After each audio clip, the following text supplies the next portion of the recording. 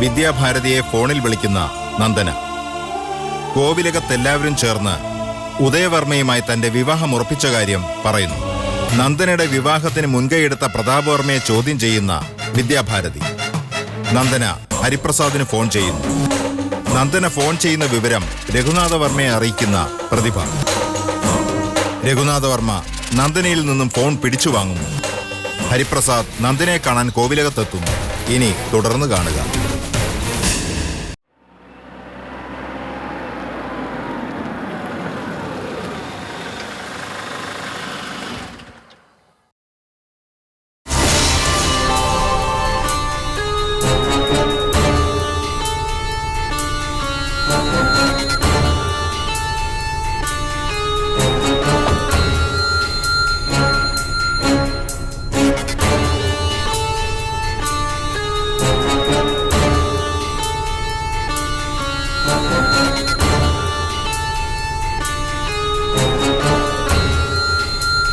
വല്യളിയൻ ഇവനോർക്കണ്ട. ഇവനെയാ ഇന്നലെ അവളെ വിളിച്ചത്. ഞാനകത്തേക്ക് പോയേക്കാം.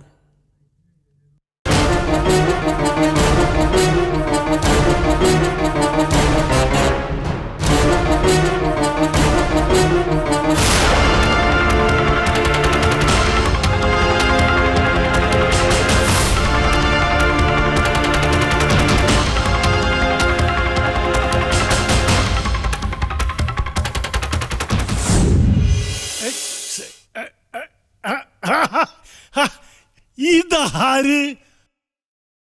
അടുത്ത് വന്നപ്പോഴല്ലേ ശരിക്കും ആളെ പിടികിട്ടിയത്. ദൂരത്തുനിന്ന് കണ്ടപ്പോ വെയിലായ കാരണം ഒന്നും അങ്ങോട്ട് വ്യക്തമായില്ല. വല്യളിന് ആളെ മനസ്സിലായില്ലേ?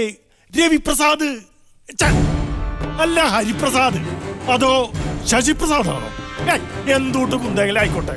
കുട്ട നീ ഇരുന്നേ. ഇരിക്കടാ, പേരില് വല്ല കാര്യമുണ്ടാ? ഇരിക്കട മോനെ, ഇരിക്കി. അളിയനിരുന്നേ. രഘു ഇരിക്കൂ. ഞങ്ങളെ ആഗോള താപമാനത്തെ കുറിച്ച് ചർച്ച ചെയ്യുകയായിരുന്നു. നാട്ടിലെങ്ങനെ, ചൂടാണോ ഉഷ്ണാണോ? 40 ഡിഗ്രി കഴിഞ്ഞു കാണും. കുടിക്കാൻ തണുത്തതെന്തെങ്കിലും, mosambi, orange, pineapple? No thanks. നിങ്ങളെല്ലാവരും ഒരുമിച്ചുള്ളപ്പോൾ വരാൻ പറ്റിയത് നന്നായി. എല്ലാവരുടെയും മുമ്പിൽ വെച്ച് കാര്യങ്ങൾ സംസാരിക്കാമല്ലോ. ആരെ കാണാനാണ് ഞാൻ വന്നതെന്ന് മനസ്സിലാക്കാണെന്ന് വിചാരിക്കുന്നു. മനസ്സിലായി. ഞങ്ങൾ എന്താ അത്രയ്ക്ക് കോമൺ സെൻസ് ഇല്ലാത്തവരാണോ? ജഗന്നാഥ, സുഖമില്ലാതെ കിടക്കുന്ന നിങ്ങളുടെ അമ്മയെ കാണാൻ വന്നതാ അനിയൻ. സ്നേഹമുള്ള ചെക്കനാ. മുത്തശ്ശിയെ കാണണം. ഞാൻ പറഞ്ഞില്ലേ അളിയ. അതിനു മുമ്പ് മറ്റൊരാളെ കാണണം. നന്ദനെ.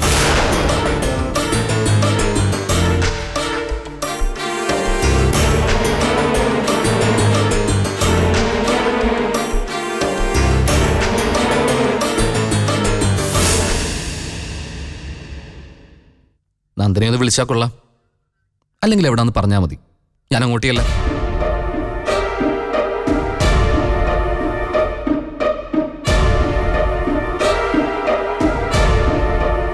ആ കുട്ടി ഇപ്പൊ ഇവിടെ ഇല്ല. ഏതോ ഫ്രണ്ടിന്റെ വീട്ടിൽ പോയിരിക്കാം. വരട്ടെ, ഞാൻ വെയിറ്റ് ചെയ്യാം. ചിലപ്പോ നാളെ വരും തോന്നുന്നു. അമ്മാവന്മാര് വെറുതെ ആളെ പറ്റിക്കാൻ നോക്കണ്ട. നന്ദന എവിടെയും പോയിട്ടില്ല, ഇവിടെയുണ്ട്. അതെ ഉണ്ട്, പക്ഷെ കാണാൻ സൗകര്യപ്പെടില്ല. എന്തേ? എനിക്ക് അയാളോട് സംസാരിക്കണം, കണ്ടേ പറ്റൂ. എന്തോന്നാ രഘുനാഥ ഇത്? നിങ്ങളുടെ കുടുംബത്തിൽ കയറി വന്ന് വല്ലോരും ഗുണ്ടായിസം കാണിക്കുക. ഇവൻ ഇന്ന് ഇവിടെ ആരെയും കാണുന്ന പ്രശ്നമില്ല പ്രതാപേട്ട. അനിയൻ കേട്ടല്ലോ. എന്നാ പിന്നെ വിട്ടോ. കറണ്ട് ഓഫീസിലല്ലേ നിനക്ക് ജോലി? ചെന്ന് വല്ലേ പോസ്റ്റിലും കയറാൻ നോക്കടാ. നന്ദനയെ കാണാനാണ് ഞാൻ വന്നതെങ്കിൽ കണ്ടിട്ടേ പോകും. അവളെ കാണാനല്ല വന്നതെന്ന് വിചാരിച്ച് തിരിച്ചു പോ, അതാ നല്ലത്. മുമ്പ് ഇതുപോലെ ഒരിക്കലും ഇവിടെ നീ വന്നു. ഞാനും ഈ രഘുനാഥനും എതിർത്തിട്ടും പിൻവാതിലൂടെ നീ ആ പെണ്ണിനെ കണ്ട് സൊല്ലിട്ടാ പോയത്. അതെ, അന്തക്കാലം ഇന്ന് നടക്കൂല. അതുകൊണ്ട് ചേട്ടന്മാര് പറയുന്നത് കേട്ട് മര്യാദയ്ക്ക് സ്ഥലം വിട്ടോ. എഴുന്നേൽക്കടാ, എഴുന്നേൽക്കടാ. ശരി. ഗുഡ്. ഇനി ചെല്ല്. ഓക്കെ.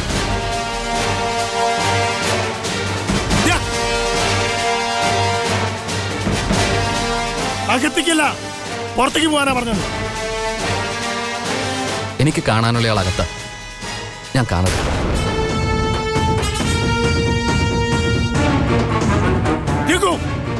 കണ്ടോ അവന്റെ ധിക്കാരം? വീട്ടിരുന്നവനെ അടിക്കേ, അടിക്കാം. നിൽക്ക്. എങ്ങോട്ടാ നീ തള്ളിക്കയറി പോകുന്നത്? പറഞ്ഞല്ലോ, നന്ദനെ കാണണം എനിക്ക്. പറ്റില്ല. കണ്ടിട്ടേ ഞാൻ പോകൂ. കണ്ടിട്ടില്ല, കൊണ്ടിട്ടേ നീ പോകൂ.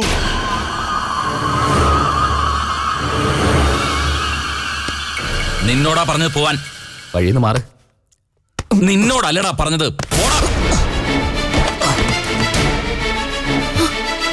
നിനക്ക് പറഞ്ഞാ മനസ്സിലാവില്ല അല്ലേ? അയ്യോ, മോളെ പോകല്ലേ അങ്ങോട്ട്. മോളെ എടാ,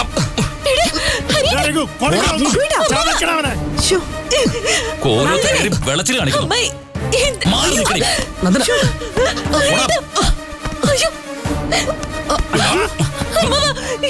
മാറടി. വിളിച്ചോണ്ട് പോടി വിളയത്ത്. നന്ദനെ, അല്ലെങ്കിൽ എല്ലാരും കൂടി ഈ പാവത്തിനെ തല്ലിക്കൊല്ലും. ഈ കുട്ടിയെ അടി കൊള്ളിക്കാനാണോ നിങ്ങൾ ഇങ്ങോട്ട് വന്നത്? ഇതൊന്ന് പോയി തരാമോ? നന്ദന വാ. ദേ, ഇനി ഇവിടെ നിന്നാലേ കൊന്നുകളയുന്നതിനെ ഞാൻ. കേട്ടോ, മര്യാദക്ക് പറഞ്ഞപ്പോ നീ കേട്ടില്ല. നന്ദന വരാൻ. ഓ സോറി അലിയ. ഈ അലിയനെ പെട്ടെന്ന് അങ്ങോട്ട് പ്രഷർ കയറും, അതാ. എന്നാ പിന്നെ പോവല്ലേ? പോവുക. പോകുന്ന നന്ദനെ ഓർത്ത. പക്ഷെ ഞാൻ തിരിച്ചു വരും. അതിങ്ങനെ ആയിരിക്കില്ല. അന്ന് പോകുന്നത് ഇതുപോലെ ആയിരിക്കില്ല.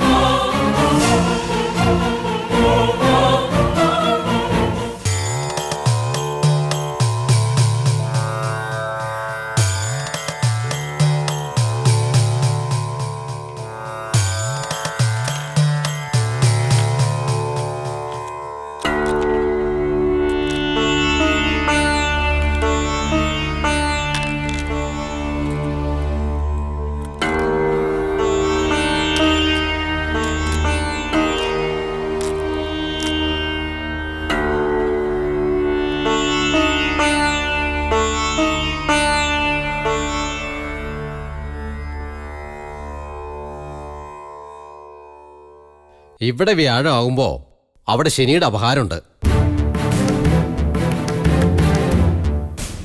5, 6, 7, 8 9.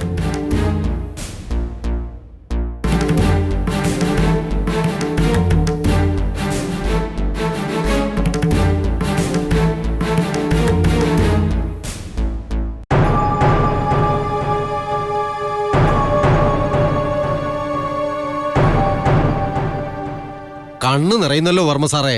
എന്തു പറ്റി? പ്രശ്നത്തിൽ കണ്ട കാര്യങ്ങൾ നോക്കുമ്പോ അത് പറയാണ്ടിരിക്കാൻ നിവൃത്തിയില്ല. ഇത് ശാസ്ത്രാണ്, ദൈവികവുമാണ്. അതെ, തീർച്ചയായിട്ടും. തുറന്നു പറയാലോ, ഇങ്ങനെ 2 ജാതകങ്ങൾ അടുത്ത കാലത്തെങ്ങും ഞാൻ കണ്ടിട്ടില്ല.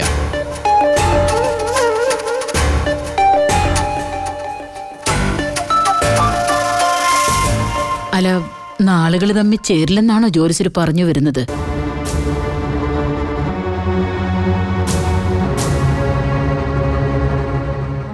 മൊത്തത്തിൽ 8 പൊരുത്തമുണ്ട് വസുന്ധരാമേ.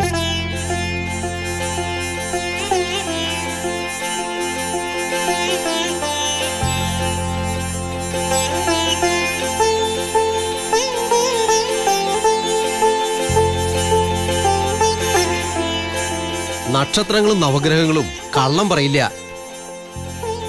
പുണർദം നക്ഷത്രത്തിൽ പൂജാതനായ ഉദയവർമ്മയും അവിട്ടം നക്ഷത്രത്തിൽ പൂജാതയായ നന്ദനവർമ്മയും ദാമ്പത്യത്തിലൂടെ ഒന്നിക്കുന്നത് ഉത്തമമാണ്. സുഖമാംഗല്യം സുഖദാമ്പത്യം. ജോത്സ്യര് ശരിക്കും നോക്കിയല്ലോ അല്ലേ? അതെ. ഇനി ഇത് പാടൂർ പഠിപ്പുര കൊണ്ട് പരിശോധിച്ചാലും കടുകിട മാറ്റം ഉണ്ടാവില്ല. ഏയ്, അതെന്തിന്? ജോത്സ്യര് ഞങ്ങൾക്ക് പൂർണ്ണ വിശ്വാസല്ലേ അല്ല അമ്മായി? തടസ്സങ്ങളൊന്നും ഇല്ലല്ലോ, ദൈവാധീനം. എന്നാ പിന്നെ ഇനി കല്യാണ നിശ്ചയത്തിനുള്ള തീയതി കൂടി നോക്കാം, അല്ലേ പ്രതാപ? ഞാൻ ഇത് അങ്ങോട്ട് പറയാനിരിക്കായിരുന്നു അമ്മായി. അല്ലമ്മേ, ഇത്ര ധൃതി പിടിച്ച് തീയതി കുറിക്കണം? അതെന്താ യതീന്ദ്ര? അല്ല, ഉദയേട്ടന്റെ അഭിപ്രായം അറിയാതെ നമ്മൾ തീരുമാനിച്ചാല് അതിന് നേരം കുറിക്കുന്ന ജോത്സ്യനല്ലേ, ഉദയനല്ലല്ലോ. അങ്ങോട്ട് നോക്ക് ജോത്സ്യരെ, ദേ അധികം വൈകിക്കണ്ട കേട്ടോ അല്ല അമ്മായി? അതെ, ആ അടുത്ത് തന്നെ നല്ലൊരു ദിവസം നോക്കിയാട്ടെ. നോക്കാലോ.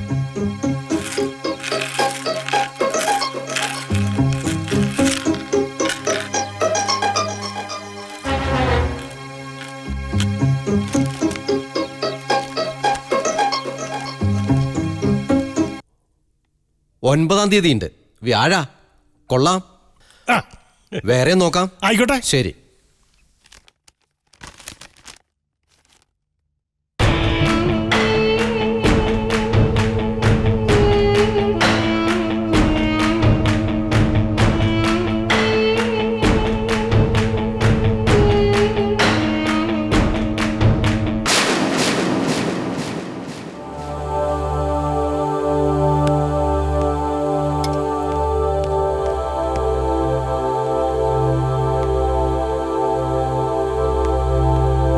പ്രതിഭേ, അവളെവിടെ? അപ്പുറത്ത് മൂടിക്കെട്ടിയിരിപ്പുണ്ട്. ആഹാരമൊന്നും കഴിക്കുന്നില്ലേ? ഡൈനിങ് ടേബിളിലൊന്നും കണ്ടില്ല. അടിക്ക് ശേഷം നിരാഹാരത്തിലായിരുന്നു. ഞാൻ പിന്നെ നിർബന്ധിച്ച് കാപ്പി കഴിപ്പിച്ചു. പ്രതിഭയ്ക്ക് അത്ര വലിയ സിമ്പതിയൊന്നും തോന്നണ്ട അവളോട്. സിമ്പതിയല്ല, നന്ദന വല്ലതും കഴിച്ച് നേരെ നിന്നാലേ അമ്മയ്ക്ക് സമയത്തിന് ആഹാരവും മരുന്നും കൊടുക്കാൻ പറ്റൂ. അല്ലെങ്കിൽ അതും ഞാൻ നോക്കണം. അതുകൊണ്ടാ മാമുണ്ണ നിർബന്ധിച്ചത്. ഹരിപ്രസാദ് വന്നതും അത്രയും സംഭവങ്ങൾ നടന്നതും ഒരു മുന്നറിയിപ്പാണെന്ന് കരുതണം. ഒരു കോണിക്കൂടി കല്യാണം ഉറപ്പിക്കുമ്പോ മറു കോണിക്കൂടി നന്ദനയുടെ കാര്യത്തിൽ കൂടി ശ്രദ്ധ വേണമെന്ന് ഞാൻ പറഞ്ഞത് ഓർക്കുന്നുണ്ടോ? ഒന്നെങ്കിൽ അവള് മതിൽ ചാടി പുറത്തു പോവും, അല്ലെങ്കിൽ ആരെങ്കിലും മതിലിനകത്ത് കയറി കടത്തിക്കൊണ്ടുപോകും. അതും പറഞ്ഞുകൊണ്ട് നിന്നപ്പോഴാ അവന്റെ വരവ്, ഹരിപ്രസാദിന്റെ. നന്ദനയുടെ രഹസ്യ ഫോൺ വിളി കണ്ടുപിടിച്ചത് ഞാനാണെന്നുള്ള കാര്യം മറക്കണ്ട. ഇനി അവൾ ആ മൊബൈൽ കാണരുത്. ഇതോടെ തീരണ ഫോൺ വിളി. അങ്ങനല്ല പ്രതിഭ. ഇനിയും അവള് വിളിക്കാൻ ഉദ്ദേശിക്കുന്നവരൊക്കെ വിളിക്കണം. അതിനവൾക്ക് അവസരം കിട്ടണം. രഘുവേട്ടൻ എന്തേ പറയുന്നേ? ആ ഫോൺ തിരിച്ചു കൊടുക്കാനോ? ആ ഫോണല്ല, പ്രതിഭയുടെ ഫോൺ. എന്റെ ഫോണിൽ നിന്ന് നന്ദന ഹരിപ്രസാദിനെയും വിദ്യാർത്ഥിയെയും വിളിക്കാനോ? അതെ. അതൊന്നും നടപ്പുള്ള കാര്യമല്ല. അങ്ങനെ ഇപ്പൊ നന്ദനെ സഹായിക്കേണ്ട കാര്യമൊന്നും എനിക്കില്ല. എവിടെ പോയി നിന്റെ അതിബുദ്ധി? സഹായിക്കുന്നത് ആ പെണ്ണിനെയല്ല, നമ്മളെ തന്നെ.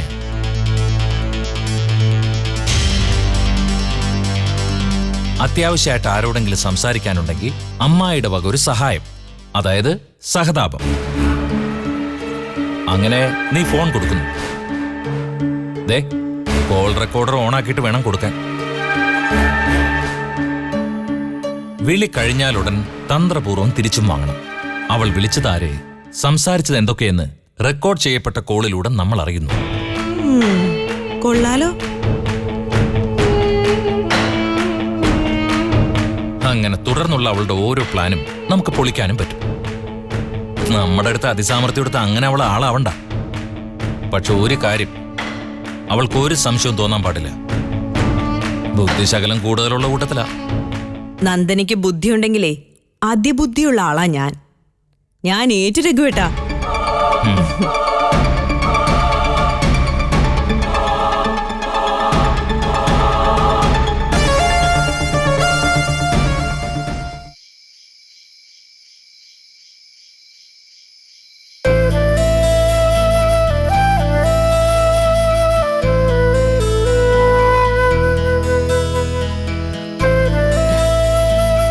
രാത്രിയാവുമ്പോ ഫാൻ സ്പീഡ് കുറച്ച് കുറയ്ക്കാട്ടോ, അല്ലെങ്കിൽ തണുപ്പടിച്ചിട്ട് ജലദോഷം പിടിച്ചാലോ.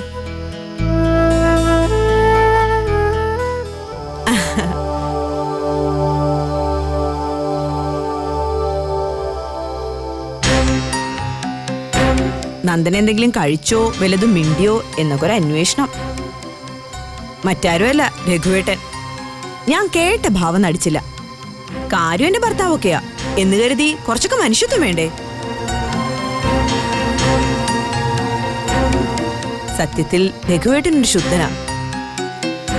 ആരെങ്കിലും പറയണത് കേട്ട് മുന്നും പിന്നും നോക്കാതെ എടുത്തു ചാടും. വല്യേട്ടനാണെങ്കിൽ ബുദ്ധിജീവി ഭാവിച്ചിരിക്കുന്നതേ ഉള്ളൂ, ഒരു കഥയില്ല. എല്ലാത്തിനും ചരട് വലിക്കുന്നതേ മറ്റേ അദ്ദേഹമാ, പ്രതാപേട്ടൻ.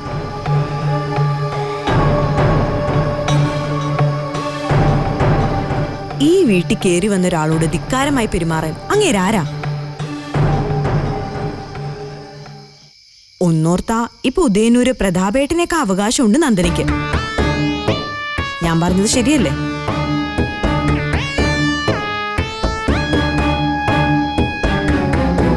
ബഹളം ഉണ്ടാക്കിയപ്പോ ഞാൻ നന്ദനെ പിടിച്ചോണ്ട് അകത്തേക്ക് വന്നതേ ആർക്കും അത്ര ഇഷ്ടപ്പെട്ടിട്ടൊന്നുമില്ല. ഇല്ലെങ്കി വേണ്ട, മനസാക്ഷിക്ക് നിരക്കുന്നത് ഞാൻ ചെയ്യുള്ളൂ. ഈ ഒച്ചപ്പാടിന്റെ ബഹളത്തിന്റെ ഒക്കെ ശരിക്കുള്ള കാരണം എന്താന്ന് നന്ദനയ്ക്ക് മനസ്സിലായോ? കല്യാണാലോചനയാ. എങ്ങനെയെങ്കിലും ഉദയവർമ്മയെ കൊണ്ട് നന്ദനെ കെട്ടിച്ചടങ്ങുന്ന 3 പേർക്കും വാശി. അതുകൊണ്ടാ ഹരിപ്രസാദിനെ കണ്ട പാത്രം കലിയിളകിയത്. ആരെത്ര കലി തുള്ളിയാലും അവരുദ്ദേശിക്കുന്ന നടക്കില്ല അമ്മായി. ഹരിയേട്ടൻ എന്നെ ഇഷ്ടമാണ്, എനിക്ക് അങ്ങോട്ടും. ഞങ്ങളുടെ സ്നേഹം തല്ലിക്കെടുത്താൻ ഒരാൾക്കും സാധിക്കില്ല. അതുകൊണ്ട് ആലോചനയെ നടക്കൂ, കല്യാണം നടക്കില്ല. ബലം പ്രയോഗിച്ച് പിടിച്ചുകെട്ടി കല്യാണം കഴിപ്പിക്കാൻ ഇത് രാജഭരണ കാലമൊന്നും അല്ലല്ലോ. അങ്ങനെ കൊണ്ട് ചോദിക്കുന്നതിനെ, അത് തന്നെയാ എന്റെ അഭിപ്രായം. സമ്മതിക്കരുത്. ഒരു തൈക്കളവന്റെ ഭാര്യാവന്റെ കുട്ടി അല്ല നീ. ഒരു കാരണവശാലും സമ്മതിച്ചു കൊടുക്കരുത്. കുന്നത്തൂർ കോവിലത്തെ ഉദയവർമ്മ കണ്ടാലും മതി ഒരു ചന്തം. വർമ്മമാർക്ക് മൊത്തത്തിൽ നാണക്കേടാ. കുറച്ചെങ്കിലും വകതിരിവുള്ളവനാണെങ്കിലേ അയാൾ ഈ ആലോചനയുടെ മുന്നിൽ കയറി നിന്നു കൊടുക്കൂ. ആ മനുഷ്യനോട് എനിക്ക് വ്യക്തിപരമായ ഒരു വിരോധവും ഇല്ല. അത് ശരിയാ, അയാൾ എന്തു പഴച്ചു? തോളിലേറ്റി നടക്കാൻ ആളുണ്ടല്ലോ. പക്ഷേ പുള്ളിക്കാരന്റെ അമ്മ അവരൊരു നല്ല സ്ത്രീയാ, നല്ല അമ്മായിയമ്മയായിരിക്കും. അല്ല, നമ്മളെന്തിനാ ആ കാര്യമൊക്കെ പറഞ്ഞുകൊണ്ടിരിക്കുന്നത്?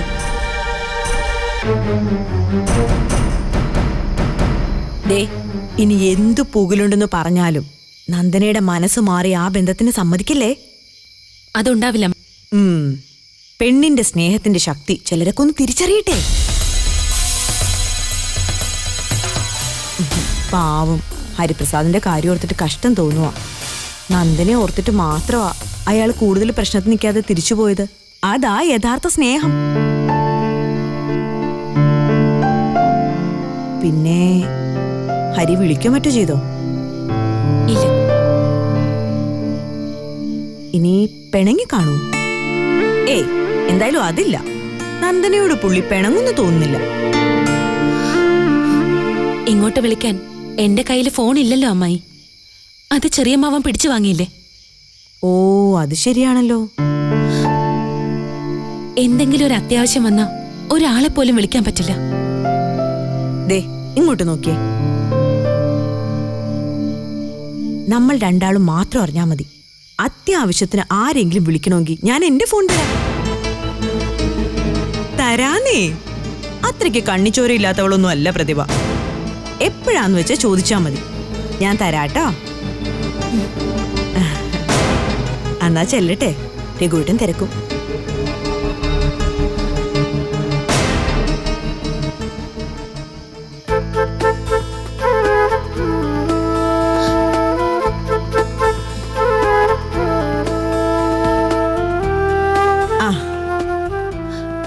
അമ്മായി, ഒരു കോള് ചെയ്യാൻ ഫോണൊന്ന് തരൂ.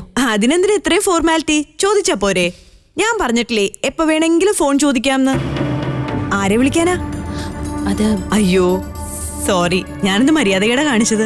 ഒരാള് ഫോൺ ചെയ്യുന്നത് ആർക്കാണെന്ന് അന്വേഷിക്ക. ഛേ, ഇതാ ഫോൺ. വിദ്യാർത്ഥിയെ വിളിക്കാനാണെന്ന് എനിക്കറിയാം.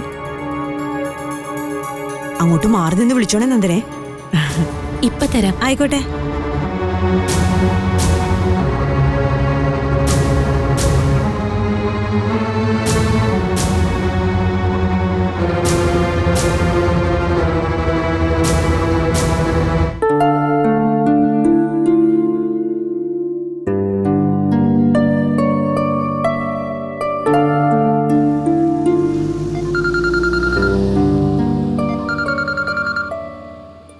ഹലോ, ആ ഹലോ ഹരിയേട്ടാ, ഞാനാ. ഇത് ആരുടെ നമ്പർ ചെയ്യുന്ന? അമ്മായിയുടെ ഫോണിൽ നിന്നാ. എന്റെ ഫോൺ ചെറിയമ്മാവൻ വാങ്ങി വെച്ചിരിക്ക. മിനിഞ്ഞാന്ന് ഞാൻ ഹരിയേട്ടനോട് സംസാരിച്ചില്ലേ, അന്നേരം പിടിച്ചു വാങ്ങിയതാ. അയാൾക്ക് തലയ്ക്ക് നല്ല സുഖമില്ല, ചികിത്സിക്കേണ്ട സമയം കഴിഞ്ഞു. അയാൾക്ക് മാത്രമല്ല, അവിടെയുള്ള വർമ്മമാരൊന്നും നോർമലല്ല. സോറി പറയാൻ വിളിച്ചതാ ഞാൻ. ഇന്നലെ അങ്ങനെയൊക്കെ സംഭവിച്ചു പോയി. അതിന് താനെന്തിനാ സോറി പറയുന്നത്? അതും എന്നോട്. ഒന്നും നന്ദനയുടെ മിസ്റ്റേക്ക് അല്ലല്ലോ. എന്നാലും ഞാൻ വിളിച്ചിട്ടല്ലേ ഹരിയേട്ടൻ വന്നത്. Hey, it's okay. അത് പോട്ടെ, തന്റെ അമ്മാവന്മാർക്കും മറ്റേ ഇത്തിൽ കണ്ണിക്കും ശരിക്കും എന്താ പ്രശ്നം? തന്നെ ഓർത്ത് മാത്രമാ ഞാൻ പുതിയനൂരിൽ നിന്ന് ഇറങ്ങിപ്പോന്നത്. ഞാൻ വേണ്ട രീതിയിൽ റിയാക്ട് ചെയ്താ അതിന്റെ ഫലം നന്ദന അനുഭവിക്കേണ്ടി വരുമെന്ന് എനിക്കറിയാം. എനിക്ക് മനസ്സിലായി. എന്നാൽ ആ പാർട്ടികൾക്ക് ഇത്രയ്ക്ക് പ്രൊവോക്കേഷൻ ഉണ്ടാവാൻ കാരണം എന്താ? അതെനിക്ക് മനസ്സിലാവാത്തത്.